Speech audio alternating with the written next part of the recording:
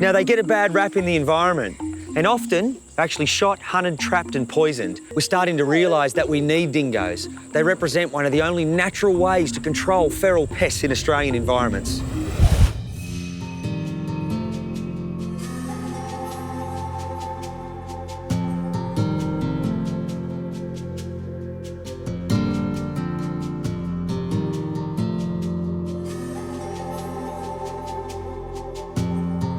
Take a look at these two.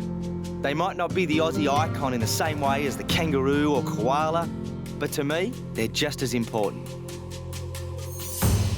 Dingoes play a critical role in the Australian environment, especially in today's age. Pigs, cats, and feral pests are responsible for a whole raft of Australian extinctions. And the story goes, wherever you have a dingo, you don't have a fox or the cat. Dan and Daisy here are 10 weeks old. They were bred in captivity and will act as ambassadors for their species. Come on. Now, they get a bad rap in the environment and often actually shot, hunted, trapped and poisoned. But times are changing and people's opinions are changing. We're starting to realise that we need dingoes. They represent one of the only natural ways to control feral pests in Australian environments. Scientific studies suggest dingoes were brought to Australia by Aborigines some 5,000 years ago. Now, throughout their time in Australia, they were close companions of the Aborigines. They were used for warmth at night and hunting.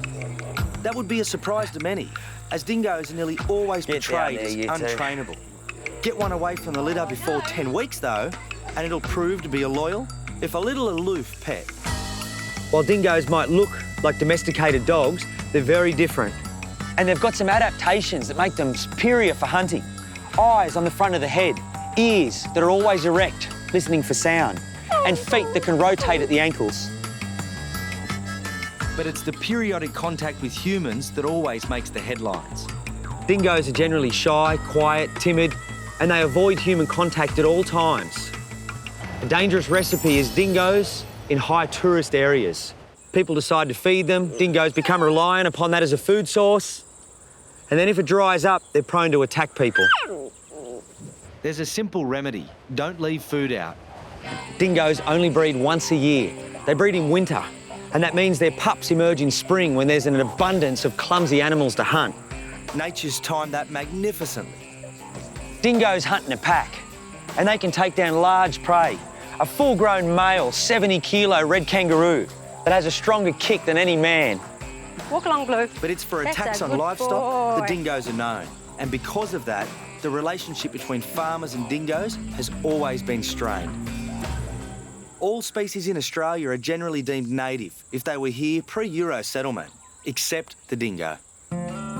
Let's not forget, though, the dingo was here long before the farms. Dingoes have had a colourful history in Australia since European settlement.